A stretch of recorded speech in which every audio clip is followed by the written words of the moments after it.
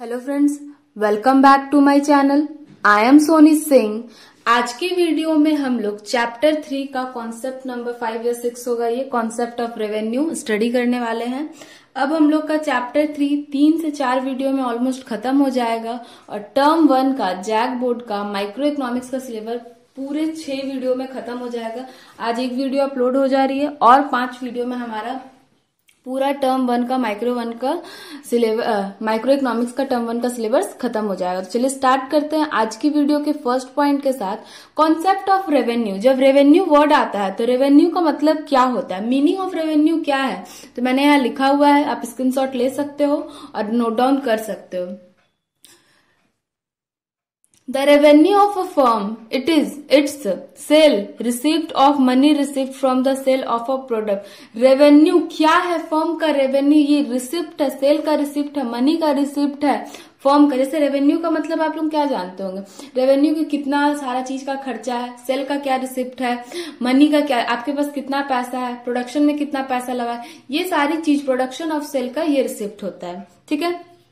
अब concept of revenue, जैसा कि प्रोडक्शन कॉस्ट में ऑलवेज हम लोग 3 चीज को स्टडी करते हैं, total cost, marginal cost, average cost, total production, marginal production, average production. तो इसी तरह इस वीडियो में भी हम लोग कॉन्सेप्ट ऑफ रेवेन्यू का हम लोग का 3 टॉपिक है, total revenue, marginal revenue and average revenue.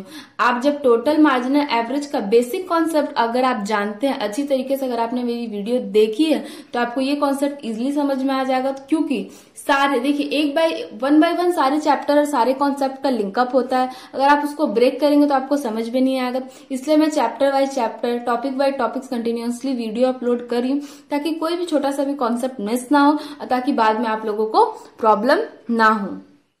चलिए स्टार्ट करते हैं। पहले टॉपिक हम लोग का कॉन्सेप्ट ऑफ रेवेन्यू का मार्जिनल, टोटल रेवेन्यू। तो टोटल रेवेन्यू क्या है, पहले डेफिनेशन पढ़ते हैं, फिर इसका फॉर्मूला, साथ ही आज हम लोग न्यूमेरिक क्वेश्चन भी सॉल्व करेंगे। अगर आपसे छोटे क्वेश्चन में ऑब्जेक्टिव टाइप क्वेश्चन है, अगर आपसे पूछता है तो आप किस तरीके से उसे सॉल्व करोगे तो वो भी हम लोग देखेंगे। तो चलिए स्टार्ट करते हैं। हमारा टोटल रेवेन्यू क्या है, टोटल रेवेन्यू पहले डेफिनेशन पढ़ते हैं। Total revenue is the that total sale of receipt of the output produced. TR is obtained by multiplying that quality sold Q से डिनोट करेंगे by its selling price per unit, P को denote करेंगे per unit से। मतलब total revenue हम लोग कितना cell कर रहे हैं पर यूनिट। हम लोग की जैसे हम लोग बोलते हैं कैसे निकालेंगे टोटल रेवेन्यू। मान लीजिए अगर आपसे पूछा जाए कि आपने एक पेन कितने पेन खरीदे, तो आप बोलेंगे हम लोगों ने 10 पेन खरीदा। एक पेन की कॉस्ट कितनी है, 3 रुपए है। तो आपका टोटल कितना आपने इन्वेस्ट किया, तो 30 रुपए। उसी तरह पहले तो एक कितने क्वांटिटी है और पर यूनिट क्या कॉस्ट है, यही बताता है टोटल रेवेन्यू को। तो TR equals to P into Q। TR stand for total revenue, P stand for per unit price, per unit क्या प्राइस था एंड क्वांटिटी क्या है। सबसे मोस्ट इंपॉर्टेंट आपको टोटल रेवेन्यू आना चाहिए, क्योंकि टोटल रेवेन्यू ही marginal revenue and average revenue से लिंकअप है। आपको अच्छी तरह से टोटल रेवेन्यू का फॉर्मूला पता है। टोटल रेवेन्यू कुछ भी नहीं है, सबसे इजी कॉन्सेप्ट है। टोटल, सबसे पहले टोटल आप कैसे निकालेंगे, प्राइस पर यूनिट, आपको एक यूनिट का क्या कॉस्ट है, आपने कितनी क्वांटिटी ली है, सिंपल बात है। इसी तरीके से आपको फॉर्मूला यही लर्न हो जाना चाहिए। TR equals to P into Q। TR stand for total revenue, P stand for per unit price and Q stand for quantity. I hope यहाँ तक आप लोग को क्लियर हो रहा होगा, सारी चीजें समझ में आ रही होगी।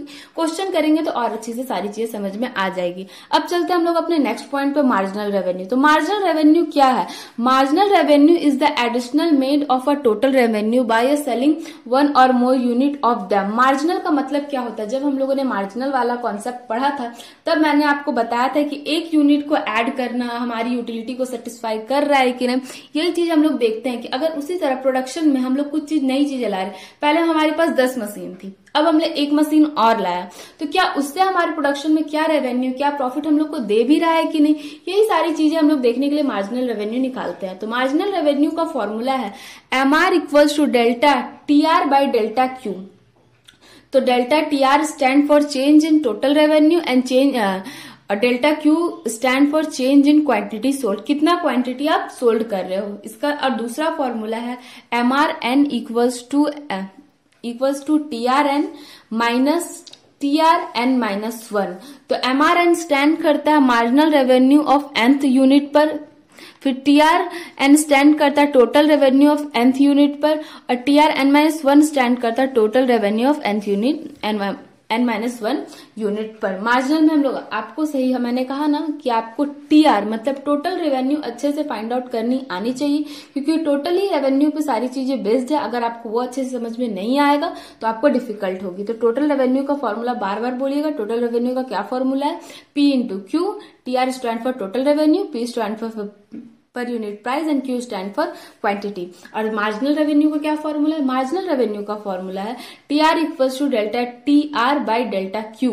Delta TR stand for change in total revenue, delta Q stand for change in quantity sold. अब आते हैं हम लोग के नेक्स्ट पॉइंट पे, एवरेज रेवेन्यू। एवरेज रेवेन्यू क्या है? Average revenue obtain per unit of output sold in term as a average revenue. Average हम लोग एवरेज निकालते हैं ना कि इतना किसका क्या प्राइस पड़ा। अगर हम लोग एक दिन में इतना काम कर रहे हैं, एक दिन में इतना प्रोडक्ट निकाल रहे हैं, 10 महीने में क्या निकालेंगे, एक साल में क्या निकालेंगे, एक वीक में क्या निकालेंगे, एक मंथ में क्या निकालेंगे। तो एवरेज रेवेन्यू वही होता है। एवरेज रेवेन्यू का फॉर्मूला है, आपसे ऑब्जेक्टिव में फॉर्मूला जरूर पूछा जाएगा, 3-4 आपसे दे दिया जाएगा बहुत सारे ऑप्शन कि AR का क्या फॉर्मूला है, MR का क्या फॉर्मूला है, TR का क्या फॉर्मूला, तो आपको लर्न होने चाहिए। AR equals to TR by Q।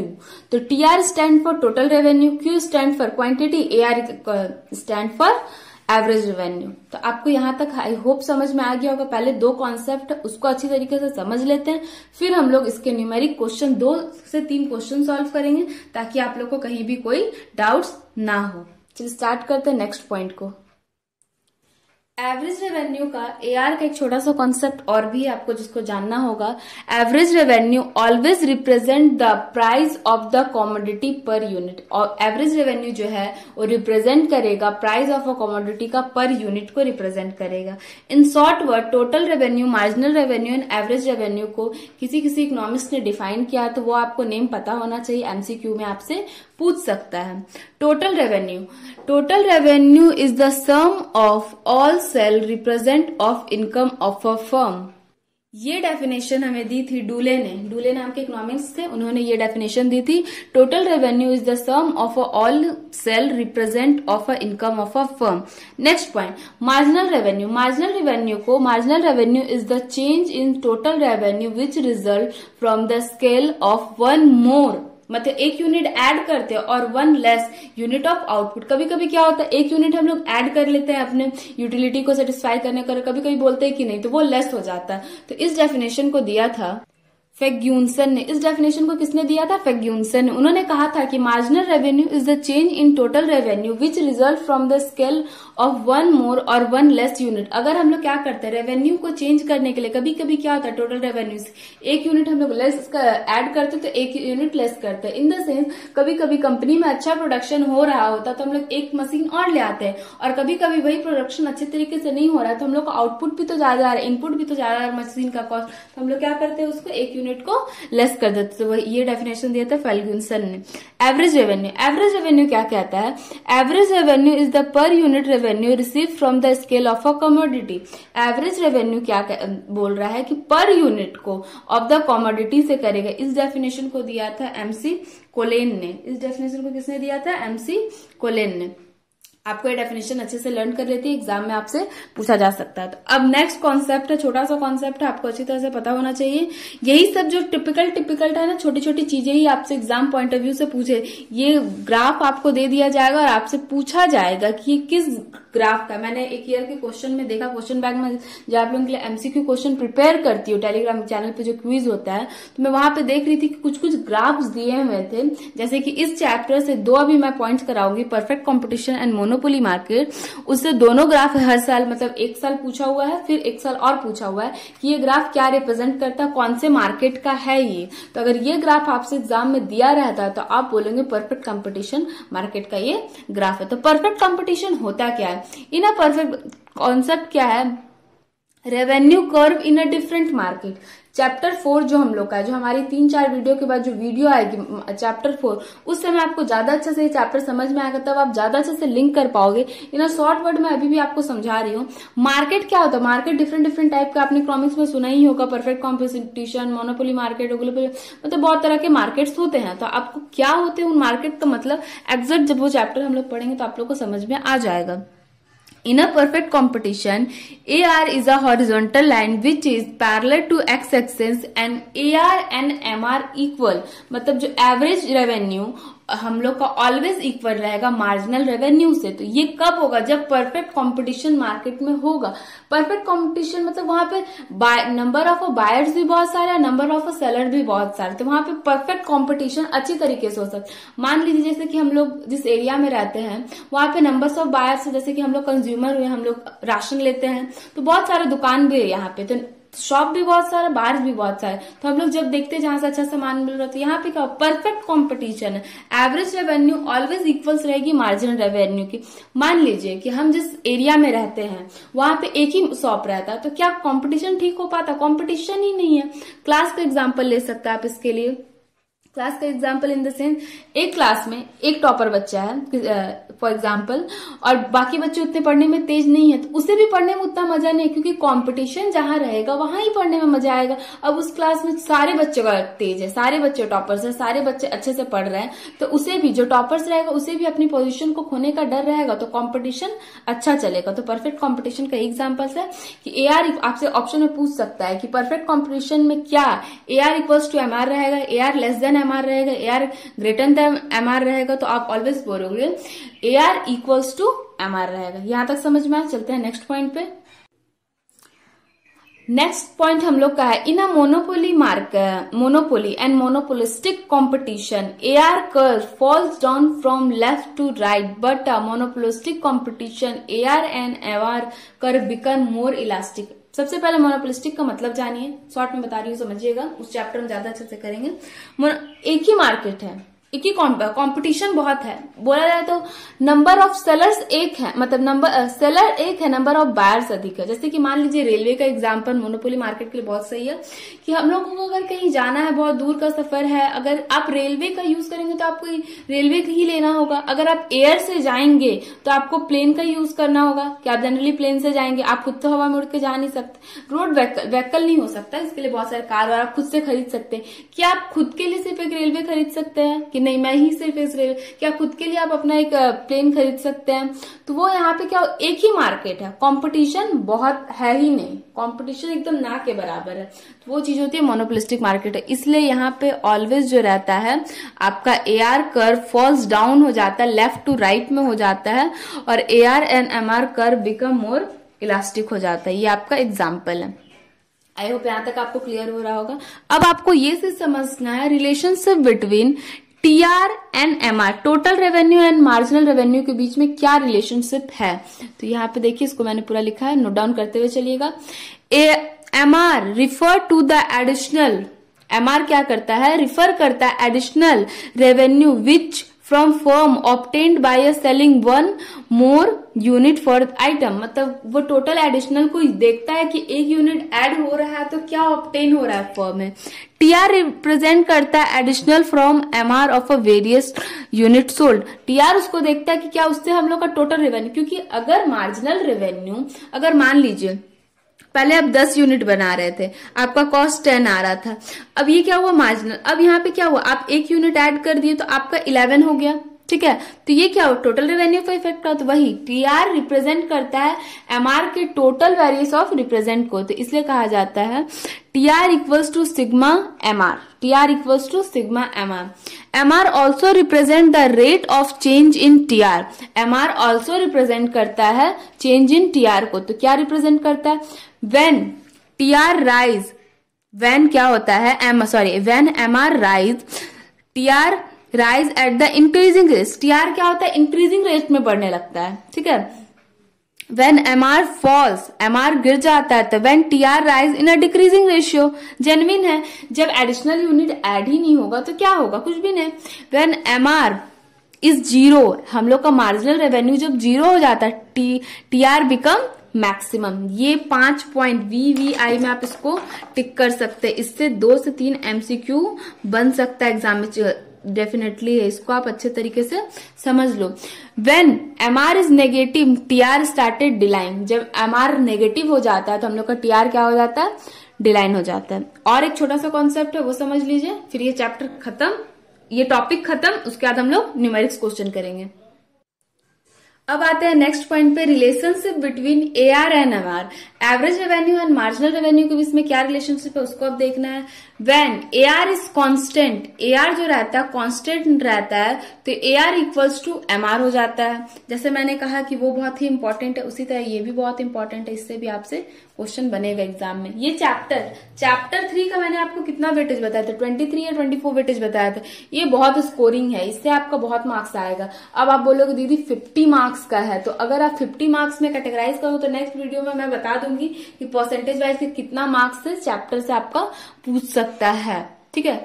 When AR false, AR क्या होगा हम लोग का, ग्रेटर देन MR। जब AR फॉल्स हो जाएगा, AR ग्रेटर देन MR हम लोग का हो जाएगा। Next, when MR can be negative, जब हमारा MR जो है नेगेटिव हो जाएगा but AR can never be negative. हमारा MR नेगेटिव हो सकता है बट AR जो है वो कभी नेगेटिव नहीं होगा।